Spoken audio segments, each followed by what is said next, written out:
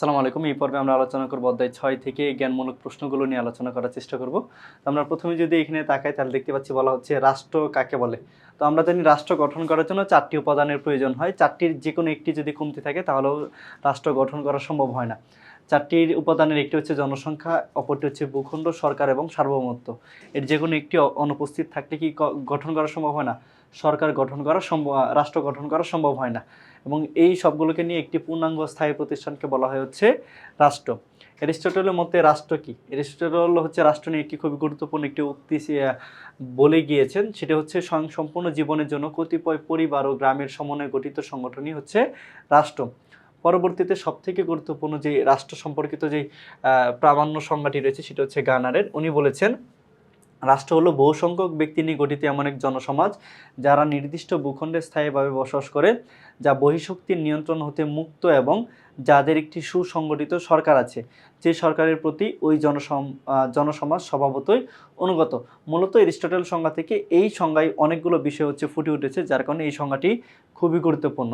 এছাড়াও ম্যাকাইবারের মতে রাষ্ট্র কি? রাষ্ট্র হচ্ছে সরকার কর্তৃক প্রণীত আইন দ্বারা প্রচলিত একটি সংগঠন যার কর্তৃত্বমূলক ক্ষমতা রয়েছে এবং যা নির্দিষ্ট ভূখণ্ডে বসবাসরত অধিবাসীদের উপর বলবৎ হয়। আর আপনারা সবাই জানেন যে হচ্ছে প্রামাণ্য সংজ্ঞাগুলো হুবহু দিতে হয়, এখানে এটাকে কোনো পরিবর্তন বা পরিমার্জন করার কোনো সুযোগ থাকে না, যার কারণে অবশ্যই আপনারা কী করবেন, প্রামাণ্য সংজ্ঞা এই অধ্যায় থেকে যতগুলো রয়েছে সবগুলো হুবহু দেওয়ার চেষ্টা করবেন।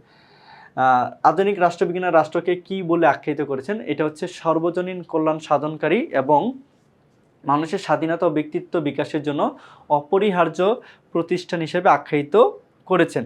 তো অবশ্যই রাষ্ট্র ব্যতীত আপনি কি করতে পারবেন না, মানুষের স্বাধীনতা ও ব্যক্তিত্ব বিকাশ করতে পারবেন না, ঠিক আছে? যার কারণে এটা কি অপরিহার্য একটি প্রতিষ্ঠান হিসেবে আখ্যায়িত করেছেন।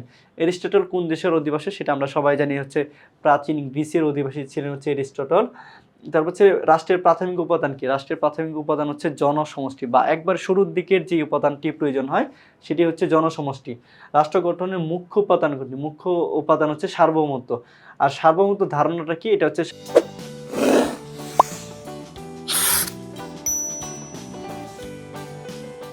সার্বভৌমত্ব শব্দের অর্থ হচ্ছে চূড়ান্ত ক্ষমতা। সার্বভৌমত্ব শব্দের অর্থ হচ্ছে চূড়ান্ত ক্ষমতা। এটা খুবই গুরুত্বপূর্ণ যে সার্বভৌমত্ব বলতে কি বোঝায়, এটা হচ্ছে চূড়ান্ত ক্ষমতা। সার্বভৌমত্ব হলো রাষ্ট্রের সেই ক্ষমতা যার মাধ্যমে রাষ্ট্র তার অভ্যন্তরীণ সকল ব্যক্তি ও প্রতিষ্ঠানের উপর নিয়ন্ত্রণ প্রতিষ্ঠা করে এবং আন্তর্জাতিক ক্ষেত্রে বহিঃশত্রুর হস্তক্ষেপ ও নিয়ন্ত্রণ মুক্ত থাকে। তো যখন আপনি কোনো একটা সিদ্ধান্ত নেবেন আপনার রাষ্ট্রকে নিয়ে, যদি সেটা কারো দ্বারা হস্তক্ষেপের সৃষ্টি না হয় বা হস্তক্ষেপ করার পরবর্তীতেও আপনার সিদ্ধান্তই বলবৎ থাকে, তখন আমরা সেটাকে বলি হচ্ছে সার্বভৌমত্ব। আধুনিক রাষ্ট্রের কার্যাবলী কয় শ্রেণীতে ভাগ করা হয়?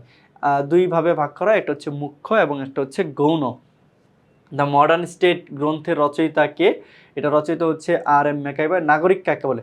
নাগরিক হচ্ছে যে ব্যক্তি কোনো রাষ্ট্রে স্থায়ীভাবে বসবাস করে, রাষ্ট্রের প্রতি আনুগত্য স্বীকার করে, তার যে অধিকারসমূহ রয়েছে সেগুলো ভোগ করে এবং যে কর্তব্যগুলো রয়েছে, দায়িত্বগুলো রয়েছে সেগুলো পালন করে, তখন আমরা হচ্ছে সেটাকে বা ওই ব্যক্তিকে হচ্ছে আমরা বলি হচ্ছে নাগরিক নামে অবহিত করে থাকি।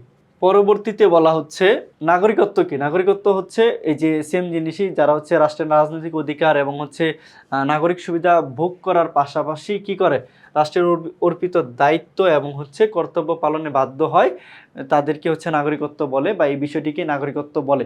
নাগরিক বলতে কি বোঝায়? বুদ্ধি, বিবেক এবং আত্মসংযম বোধসম্পন্ন নাগরিকদের সুনাগরিক বলে, ঠিক আছে? রাষ্ট্রবিজ্ঞানের জনক এরিস্টটল প্রদত্ত নাগরিকের সংজ্ঞাটি লিখক।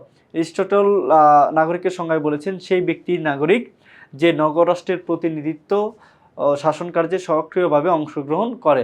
নাগরিকের প্রধান কর্তব্য কি? প্রধান কর্তব্য হচ্ছে রাষ্ট্রের প্রতি আনুগত্য স্বীকার করা। পরবর্তী হচ্ছে হ্যারল্ড জে লাস্কি প্রদত্ত নাগরিকের সংজ্ঞাটি লিখক। নাগরিকের সংজ্ঞা সম্পর্কে ব্রিটিশ বিজ্ঞানী হ্যারল্ড জে লাস্কি বলেছেন, যে ব্যক্তি রাষ্ট্রের সুযোগ সুবিধা গ্রহণ করে এবং রাষ্ট্রের প্রতি আনুগত্য প্রদর্শন করে তাকেই বলা হচ্ছে নাগরিক। তো এইখানে এই যে নাগরিক নিয়ে হচ্ছে ওনার এই যে প্রামাণ্য সংজ্ঞাটি রয়েছে, এটা অবশ্যই আপনারা কি রাখবেন, মনে রাখবেন। টি.এইচ. গ্রিনের মধ্যে আইন কি? আইন নিয়ে খুবই একটি সুন্দর সংজ্ঞা বলেছেন তিনি। রাষ্ট্র কর্তৃক আরোপিত অধিকার ও বাধ্যবাধকতা সমূহ হচ্ছে আইন।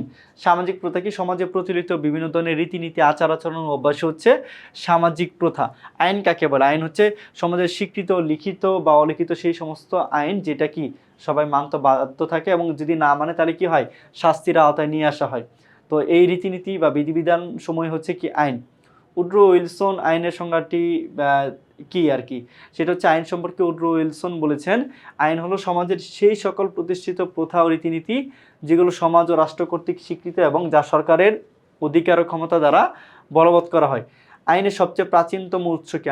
আইনের সব থেকে প্রাচীনতম উৎস হচ্ছে প্রথা। প্রথা বলতে কি বোঝায়? যেটা হচ্ছে দীর্ঘদিন যাবৎ পরিচালিত বা প্রচলিত হয়ে আসা বিভিন্ন ধরনের রীতিনীতি, সেগুলোকে বলা হচ্ছে প্রথা। আইনের প্রাধান্য কাকে বলে? আইনের প্রতি সর্বাধিক গুরুত্ব আরোপ করাকে আইনের প্রাধান্য বলে। আইনের অনুশাসনের দুটি ধারণা কি কি? একটা হচ্ছে আইনের প্রাধান্য এবং আরেকটা হচ্ছে আইনের দৃষ্টিতে সকলেই সমান। পরবর্তী হচ্ছে আইনের 6টি প্রধান উৎসের উল্লেখ করেছেন কে? এটা হচ্ছে রাষ্ট্রপতি হল্যান্ড। 6টি উৎস হচ্ছে প্রথা, ধর্মীয় গ্রন্থ সহ বিভিন্ন বিষয় হচ্ছে এখানে যুক্ত আছে আর কি। তো এই হচ্ছে আমার এই অধ্যায় থেকে, অর্থাৎ এই অধ্যায় থেকে যত ধরনের গুরুত্বপূর্ণ জ্ঞানমূলক প্রশ্ন ছিল সেগুলো নিয়ে আলোচনা। দেখা হচ্ছে পরবর্তীতে নতুন কোনো পর্বে। আল্লাহ হাফেজ, আসসালামু আলাইকুম।